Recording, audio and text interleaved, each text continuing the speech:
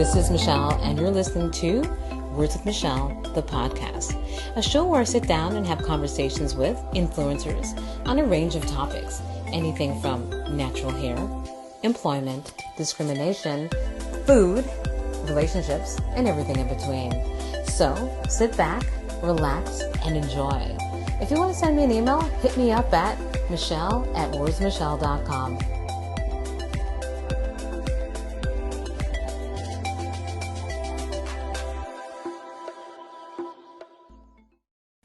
Welcome to another episode of Words with Michelle. So for today, we'll be speaking to Jill Andrew. She's the MPP of Toronto St. Paul. So today's episode is a little different. Normally, I have a topic and I speak with my guest about the topic. But for today, I just thought it'd be more of a chat with Jill Andrew. It just informs us about some of the issues that are kind of dear to our heart. We do speak about women's issues like childcare, pay equity, body issues, and so forth. So just sit back, listen, and if you have any questions about this episode, you can always send me an email. It's michelle@wordsmichelle.com. So I started off the show asking Jill to introduce herself. Welcome, Jill. Today we're talking to Jill Andrew, and you know Jill Andrew. I'm just kidding. Oh my gosh. I'll give you all the titles. MPP for Toronto St. Paul's, a proud member of the NDP official opposition, and also the Black Caucus, NDP's Black Caucus, the first party provincially ever to elect enough black members to form a Black Caucus, so I'm very, very proud to be a part of that. I'm also the women's issues critic and the culture critic for the NDP, for the province. So, really, really, really glad to be chatting with you today. So if you just tell me a bit about like how it's been for you. Ooh, I tell you. You know, it's been a very interesting ride. I mean, there are certain days when you're just like, yes! Hit it out of the park, Maybe you've gotten support in the legislature for a piece of legislation that you've tried to put forth, like my Bill 61, which was a bill on eating disorders awareness. As a woman, that was very important to me. As a person who had struggled with eating problems and body image issues, growing up, that was very important to me. And also for the near 500,000 Ontarians who live with eating disorders and eating problems and body image issues. It was a really big moment to speak in the House back in December in 2018 and have members from different parties support my bill. So it passed second reading. It's now in the third, it's in the committee stage, I should say. I shouldn't have said third. It's now in the committee stage. What does committee stage mean? So committee stage means you don't want it to die in political purgatory. Okay. So committee stage means it's being reviewed, it's being talked about, it's being thought on, it's being, decided upon somewhat, or it's also sitting around dying. So it's up to me as the MPP to ensure that the community response and the community engagement around the bill is still strong and that we're still putting pressure on the government to recognize the need for an Eating Disorders Awareness Week, which I do believe we are. Because I get petitions after petitions. I'm still speaking with stakeholders, with survivors, with people who have lived experience with eating problems, who know about the shortages we have of healthcare workers that specialize in eating problems, the shortages of beds, the shortages of eating disorder, eating problem centers, services, culturally relevant services, and also just a bigger issue of recognizing who is impacted by eating problems, you know what I mean? It's not only white, cisgender, middle-class women. This is an issue that can impact anyone. In fact, a lot of research has shown that, women who have survived violence, often are more susceptible to developing an eating problem or an eating disorder. Women who experience anti-Black racism, women who experience homelessness, women who experience housing, precarious housing, people that have, I think I may have mentioned, food security issues. All of these pieces, if you're working, and you have an unlivable wage. Yep. How can you pay attention to diet? How can you pay attention to nutrition? How can you pay attention to certain pieces around self-care, right? Yeah. If you are just trying to survive, at the margin, trying to survive. As a politician, who is concerned with, policies and practices that aren't equitable, that don't, support, women in a way that is enlightening or liberating, we have a lot of work to do. We have a lot of work to do if we are to create the kind of social conditions where marginalized groups can actually thrive. And that's whether it's the food you're able to put in your cart, whether it's your ability to find affordable childcare, which is, it's like finding a needle in a haystack because of how long our child wait lists are, whether it's being paid for your worth as a woman. We are in a province right now that has decided to ice pay transparency. We had a Pay Transparency Act. Like, there was legislation on the table, to fight for equal pay, for equitable pay for women doing the same jobs as their male counterparts. This government doesn't see the value in that. We had, and by we, I just mean collectively, the province, there was a round table for violence against women. The government took that away. The government, owes rape crisis centers, sexual assault centers, millions of dollars, money that was promised, money that agencies have, planned and staffed, assuming that they would have, that they didn't have. So you have women escaping violence who in some cases can't find a shelter to go to. There are shelter beds in some cases that are remaining open in Ontario because the shelter doesn't have the staff to staff the beds, the staff to fill the beds, right? So what we're seeing is a chronic underfunding that, frankly, has been the story, the norm of governments before Ford, quite frankly, for many years, but certainly has gone from bad to worse with the Ford government. We don't have a gender equity lens, currently provincially. There's a gender equity strategy per se that the government has put forth. I put forth a motion in December of 2019 to do just that. Like, we have to be looking at how intersectional gender and equity issues come together to inform people's lives and how that should inform the legislation that we're making in the House. So if I can say that even more clear, because my head's kind of foggy at this time, we need to ask the government. The government needs to be held accountable to demonstrating how their bills, how their motions impact marginalized lives. And that kind of research should be publicly shared, because whether we're talking about housing, whether we're talking about education, whether we're talking about women's issues, whether we're talking about anti-Black racism, if the government doesn't have a policy that recognizes that there's inequities in our very system, then the policies they're making aren't going to work for those equity-seeking groups. I get it. Yeah. So my experience as a woman in here, I think many people are socialized, or many people have heard the saying, good girls will be seen and not heard. Good girls should be seen and not heard. Yeah. I think that I am the antithesis of being not heard. When I'm in that chamber, I make sure I'm heard, right? Yes, I see you. And, for some people, they see that as a credit. Others see it as something that they scoff at, that they are offended by.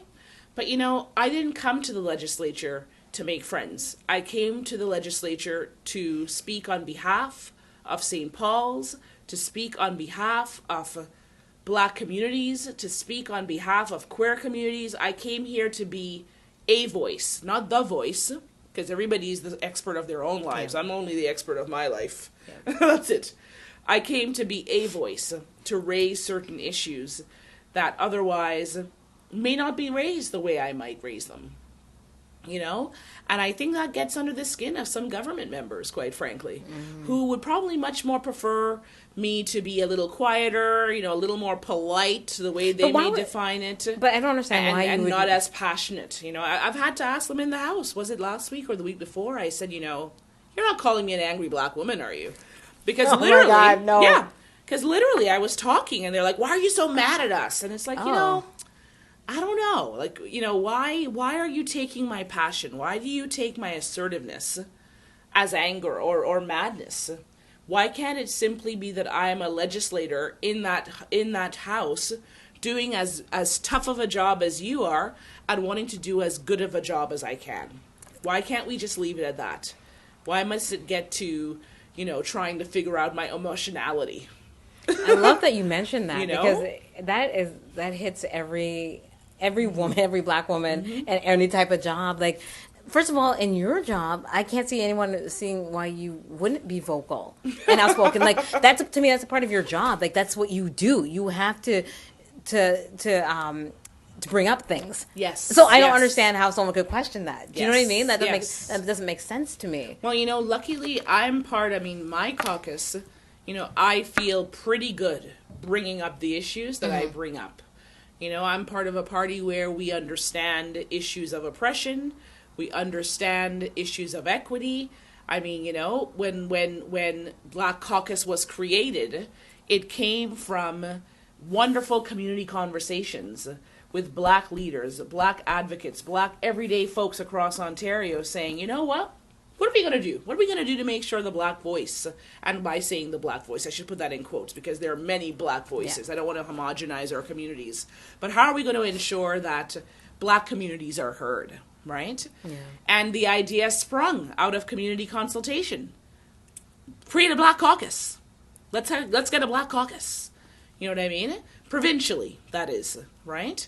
And, our leader, Andrea Horvath, was on side with this.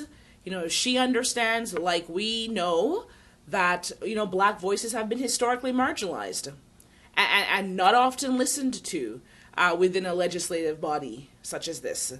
So it was very powerful to have that. I mean, I'll give you a case in point. In what world are we in 2020 and carding is still allowed? Like, ask yourself that question.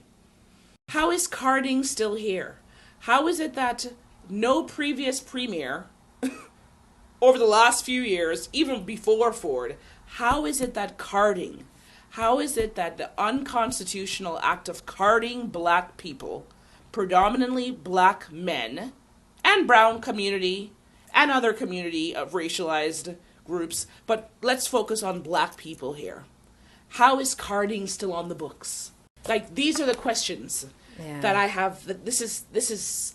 It's shocking for me. It's shocking for me. So as a Black woman who has the privilege of serving as the women's issues critic, who is not a mother, I don't have children of my own yet, but I can't fathom having to worry that when I send my son to school, or my daughter to school, or my child to school, right?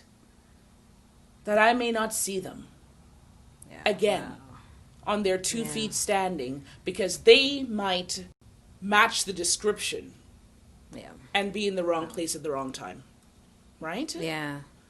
Carding shouldn't be allowed. Carding should be banned. And we are the only party, the NDP, during the provincial election that explicitly said, when we're in, carding's out. But okay, you know what? So these are things that as a member of provincial parliament, and more importantly, because this is a unique, life-changing opportunity, but this job is not my identity. I'm Jill. I am Jill Andrew. I am Black. I am a woman. I am queer. The proud daughter of a single parent that worked her arse off. But you know what I mean? Yeah. That's who I am, right? Yeah, this is an amazing opportunity that I've been given and that I'm working really hard at. But how is this still possible? Okay, so that's what I was going to say. Like, I, excuse my ignorance, because I actually thought this was on the table for it to be gone. I thought carding didn't still happen. Sorry for my ignorance. I really do apologize. And it's not your ignorance. It's a lot of people's not knowing, because it is the 21st century. I thought that was like... It's still on the books. It is still on the books. So when we have changes to legal aid, for instance, $130 million cut from legal aid services courtesy of our current government. Oh. Right? Yeah. Who accesses legal aid? Ask yourself that question. Got it. Yeah. Right? Yeah. What we're doing is we're cutting access to justice. True. We're cutting access to justice. We are cutting people's chance, and really, we're cutting people's chance to have their time. Their time represented in court. And I mean, even as I say access to justice, we can look at our legal system, and sometimes we have to ask, does that legal system have justice for people that look like you and I, right? Yeah. So when we cut, or not we, because we didn't cut it, when this government cuts, $130 million from legal aid services and makes it harder for people to get represented, this isn't making it better for anyone, especially those that are most at the margin. I had the pleasure of seeing a report. I shouldn't even say pleasure, because goodness sakes, it's a sad topic. But I was really, it's weird how sometimes emotions work. It was a very sad topic, but I was so relieved to see, the YWCA's report on the impact of gun violence. Okay. On Black moms. On families. Okay, yeah. And the fact that Black women's issues are just so often, swept under the rug. We don't think about Black women's experience with racism, but anti-Black woman racism. We don't think about those extra nuances or intersectionalities, right? Where, based on stereotypical Eurocentric ideals, many white women are allowed to cry. They're allowed to show emotion. They're allowed to be sad. They're allowed to even be angry, And no one's thinking that they are going to be dangerous. Yeah. Right? Yep. Whereas, a Black woman shows emotions, or a Black woman gets upset, and it's like, whoa, what's happening here? Is everything okay? Are we safe? Yeah. Do we have to fear for our lives because a Black woman is getting upset? All of these sort of issues are things that, as random as that might sound, it informs legislation. People that are in these seats creating laws, they need to have some empathy and recognize that violence, poverty, homelessness, faults in our healthcare system, hallway medicine, curriculum that's not culturally relevant, all of these pieces have significantly different impacts on Black and racialized communities, on Indigenous communities, and on women. Yeah. I feel everything you just said, like everything you just mentioned. I've had different conversations with so many different people in the past few weeks, and you hit everything that I've talked about, like the angry Black woman, like talking about that. Like, it's true. I think even for myself, I am a pretty positive person. I'm usually happy when I'm at my job, but I'm very conscious of not getting too angry at work, because you don't want that title. Do you know what I mean? Like, and not just in my last job, but in all my jobs, you just don't want to have that title. You don't want to live up to that stereotype. Right. You know what I mean? But then at the same time, it's like, for goodness sakes, the kind of, and I was just meeting with an outstanding, community advocacy group, Sisters for Hope, and they're advocating for legislation that, addresses Black women's mental health and Black women surviving gender-based violence and all of that, The reality is sometimes we need to be angry, and the kind of emotional labor, unpaid labor at that it takes to have to hide your emotions and have to swallow everything in.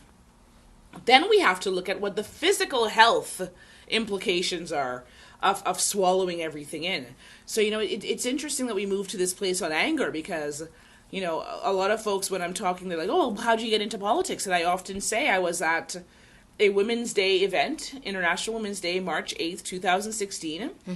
I had given a talk called "We Must Allow Women and Girls to Be Angry." And that on that particular day, I was approached by, some folks that I knew from the community, politicians, community leaders, whatnot. Hey, Jill, have you ever thought of politics? There's an election coming up in a couple of years. You never know. You might, you sound pretty good up there. You might want to give it a thought. And I'm kind of glad you mentioned that because I didn't know. I should have asked you that. That was I didn't. my I didn't story. know because as Yeah. you know, I've known Jill for a very long time. I did not know her long foray. donkey years, as our ancestors, as our old folks would say, donkey years. And I didn't know the foray. I didn't know how you actually got into it. I mean, Yeah. I know you've done everything, and I know you've done your PhD and everything, but I didn't know how you actually got into it. Like, Yeah, you know, the story, it's a complicated story, but the very basic version of the story is someone saw me, and it's so important for us to see one another. yes, You know, it's important for us to see each other's potential, and it's not a race, it's not a competition amongst us as women, as black women, as leaders. It doesn't have to be a competition. You know, when you see someone shining, tell them. yes, Tell them. When you see someone who's dull, who you can see the shine in them, help them shine up. Help them shine up. You know what I mean? yeah, And I spoke, and someone saw me. Someone saw potential. A few people saw potential. And I, sort of shirked it off at the time. But then guess what? That same year, I got really, really sick. And I experienced my own form of hallway medicine. I received my own, special recipe of anti-black woman racism in the healthcare system. And listen, I love our healthcare workers. They're working hard. They're working, with a budget that's grossly below inflation. We know that our hospitals are doing the best they can. Our doctors, our nurses, our healthcare providers, all of that. But there are bad apples. And my friend Michelle, I have met bad apples. You know what I mean? And I got treated by bad apples. Okay. And I'll Actually, tell I you. don't want to know about that, but maybe. And that, wow, that was a real turning point for me. Okay. Rolling up, not even rolling up. Well, yeah, I guess you could say rolling up because I was in a car, with my hoodie and my track pants to the hospital and experiencing the treatment I received, during that ER visit. What happened? Tell me. Well, I had a bowel obstruction. I had my third bowel obstruction. Okay. Whatever it was in terms of the number, because I sometimes can't remember. I've had tummy issues my whole life, GI issues, whatnot. But I ended up having emergency surgery. But the bottom line is, I had a surgeon who thought she knew my body better than I did. Okay. A surgeon who fat shamed me. I had a surgeon who was rude and abrupt, oh my goodness. That's a story in itself. Yeah, actually. And in fact, some of it is in my PhD, actually. Some of it I actually included in my dissertation, But the point of it all, because it's a long story, the point of it all is it doesn't matter what you wear to go into a hospital. It doesn't matter what you're wearing in the public realm. We should not be discriminated against. We should not be attacked. We should not be harassed. We should not be assumed to be up to no good because of our sweater or our pants, or because of the way we wear our hair, or because of our skin color, or because of our accent. Like, it is just unacceptable. It's unacceptable on any level, right? Yes, definitely. So I think being in this house, and when I say this house, I mean the Legislative Assembly of Ontario, Queen's Park, whatever, the Ledge, Chambers, being here is instrumental to inspiring and encouraging other people who look like me to be here as well. And, we have 5 members in the Black Caucus. And that number will grow. And hopefully it grows with us in it, right? But even if some of us aren't here, life can take wild paths. The idea is we were here and we are here right now, right? That's right. So the role for us, for all 40 of us, but particularly for those of us who occupy, quote unquote, marginalized subjectivities, is to ensure that more of us are in here. So we can have lived experience, speaking to law in that house. So we can have representation in that house. You know what I mean? So people aren't talking about us or for us. We are talking for ourselves as legislators for our communities. That is, it is so crucial. And, to that effect, I am proud to say I have brought countless youth to the legislature since I've been here. The NDP has brought countless youth to the legislature since I've been here. People like Gwen Chapman, Duet Lee, bring youth here all the time, right? They bring youth so that the youth can see that this is their house. Yes. And when I say youth, being specific again, Black youth, racialized youth, brown youth. Yeah. You know what I mean? Representation matters. Youth that are not usually, the quote-unquote leaders that are in this chamber as elected officials. It's important for them to be here. Yeah. And I've even met with people, oh my goodness, I'll meet with young people, I meet with adults who say, hey, you know what? I'm a woman, you've inspired me to run. Mm-hmm. I'm not NDP, I'm so-and-so, but you've inspired me to run. Or some people will come in, I am NDP, and oh my gosh, I'm going to run, or I want to run because of you, and all that kind of stuff. Mm-hmm. For me, obviously, I want people to run NDP. I want you to buy your membership. I want you to join your local riding association for NDP. But what I really want is to see those marginalized voices in this house. For us to see ourselves in all sectors. That's why we advocate. For there to be teachers that represent, and education workers that represent the communities that they're serving in our schools. Yeah. Yeah. Our kids need to see themselves, right? Yeah. As adults, we need to see, the Zenena Akondes, the Dr. Jean Augustines. We need to see those faces. That's how we know that we can have a place too, right? Yeah. That's how we know that we can have a place too. Yeah. I even felt that even when I was working, like when we had clients of color, like people of color, I always felt like they wanted to talk to me, and they just would just naturally gravitate to me. And because even my coworkers would say, she wants to work with you. I'm like, but I think it's because I understand my client. I mean, I'm not saying I understand every single client of color, but sometimes it's just an energy. Yes, you know what I mean? You know the saying, not all skin folk is kinfolk. Ah. Right? You know what you're saying. Right? I mean, it's not my saying. No, but Jill. But the point is, right? Not all skin folk is kinfolk. Let me tell you something. You should have been here. Oh, my God. Zenena Akonde, first Black woman to sit in the Legislative Assembly of Ontario. And an NDP member at that. She sat in this very house. And here's a piece of the puzzle for us too, right? All of our Black leaders who have sat in elected office, we can't just recognize someone, and forget about the other because they're in a liberal party. We got to recognize our leaders everywhere. Here's another, and by the way, for the record, folks, I'm not plagiarizing. They're not my sayings. No, they're just sayings that I've heard. Okay, so it's not the fact that it's Jill's sayings. It's just the fact that every time I meet Jill, there's a saying. She has something to say. Like she has a saying. It's just like, okay. Well, and this one you'll love. If you're not at the seat, if you're not at the table, you're on the menu. If you're not at the table, you're on the menu. You know what? Okay, for real though, I never heard that one before. If you're not at the table, you are on the menu. Wow. Let that sink in. Let us think about all the tables, all the decision-making tables that we are not at, right? But we're getting there. We are getting on those tables, right? Yeah. We're bringing our chair and pulling up on that table. Hell, we're making our own tables, right? Yeah. But take that in. If you're not at the table, you're on the menu.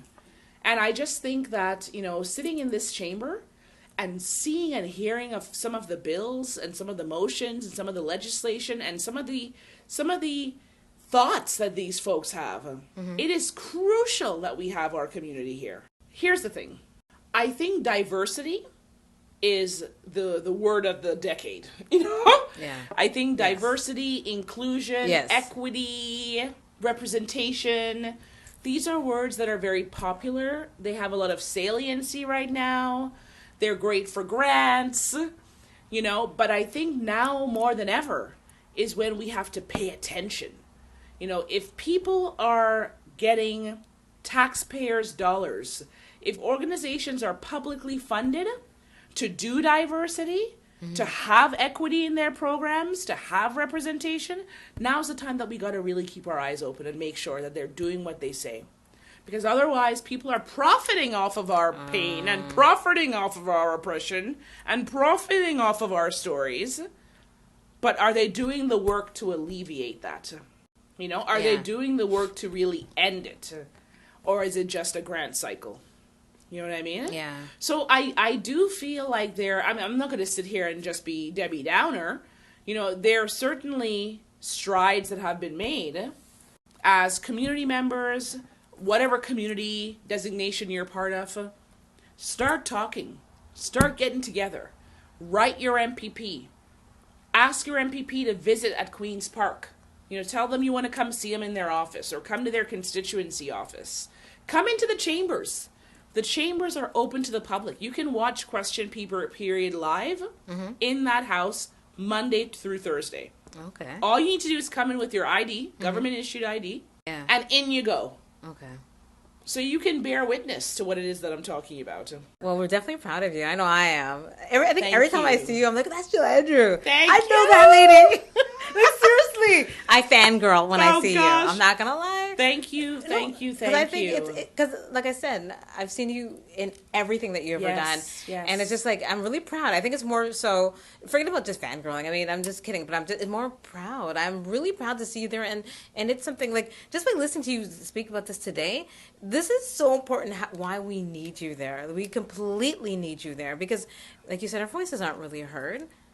Our voices aren't heard. They're just the things that you've said. And it's, you know, I was in Oshawa the other day, you know, speaking about sexual health and, you know, women's health and just our whole sense of preparedness and being present and celebrating ourselves and all of that. And I was so graciously hosted by Get Information, a group out in Oshawa. And, you know, Braids for AIDS was also there. And MPP Jennifer French from Oshawa with the NDP was also there. And, you know, someone asked a question in the audience, you know, like, how do I navigate these walls of power? Like, you know, how do I access people? Like, how do I get help? You know what I mean? Yeah. And, you know, we were kind of having this conversation about everyone knows a person. Everyone knows someone that they can call. And, you know, there were a couple people in the room who I could see by their eyes. It was a very heavy, emotional, uplifting moments, but it was a really intimate conversation that we had with this group of phenomenal women. You know what I mean? But I remember Jen and I saying towards the end of the meeting, you know too. At least you know too.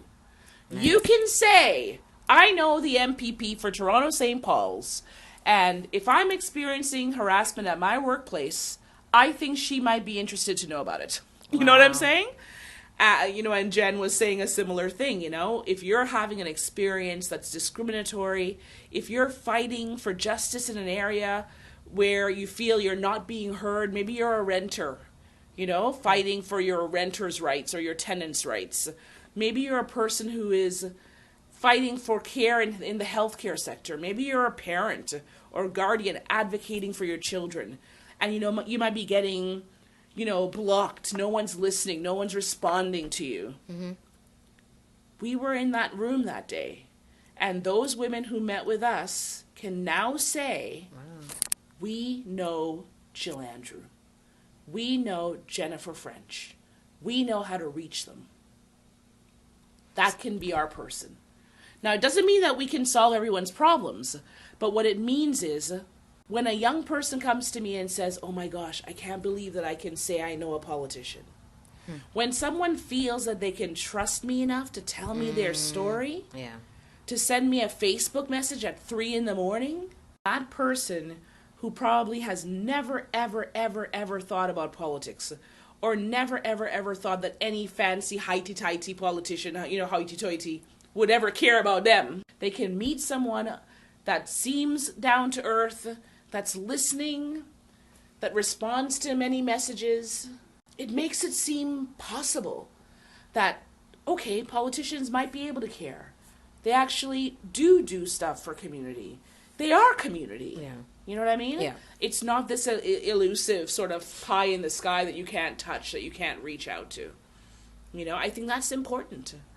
So yeah, I mean, representation matters. Yes, it does. Representation it definitely matters. does. It really, really matters, because I can tell you, regardless of party, when I saw people in spaces of politics that looked like me, I may not have had all the gumption, I may not have had all of the issues lined up, but it was a good feeling to just know, okay, these are spaces that we could access. As we near the end of our chat, I asked Jill just for a few closing words. This is what she had to say. People who are interested in politics, if you're interested in politics, whether it's my party, NDP, or any party, if you're looking for, a black person to speak to, if you're looking for a person who identifies as part of the LGBTQ2 plus community, if you're looking for a woman to speak to, I can make that time. I may not be able to make it all at once, in terms of taking every single request, but there are things in the works. We're trying to come up with ways to have information sessions, to have, open dialogues around what it looks like to be in politics. Okay. Women Win TO. Women Win TO was the organization or the advocacy group or the training series that I participated in. And Women Win TO's mandate was simple. It was, let's get progressive women elected into politics at all levels of government. So I think as an MPP now, part of my role, they say when you get good fortune, you pass it, you pass it on. Mm-hmm. You pay it forward, right? Yeah. Part of my responsibility, having gone through Women Win TO, having received good training and good support and good advice and a shoulder to ponder on and worry on and be anxious and afraid on, part of my responsibility is to do the same. For the next group of women, progressive women, you know what I mean?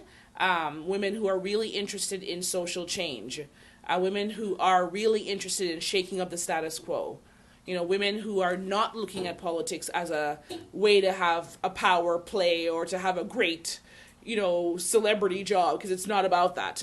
It's about getting in the trenches and doing the work. Reach out. Okay, I'm great. Jill's Last Word on Twitter and Instagram. Okay, great. Okay, Yeah. great. Thanks a lot, Jill. Thank you. Thanks for listening to the latest episode of Words with Michelle, the podcast. You can listen and subscribe on Spotify, iTunes, and Podcast Addict. You can also listen to the episode on my blog at wordswithmichelle.com. Please feel free to send in an email or some feedback. You can send that to Michelle at wordswithmichelle.com. Thanks again, and until next time, bye.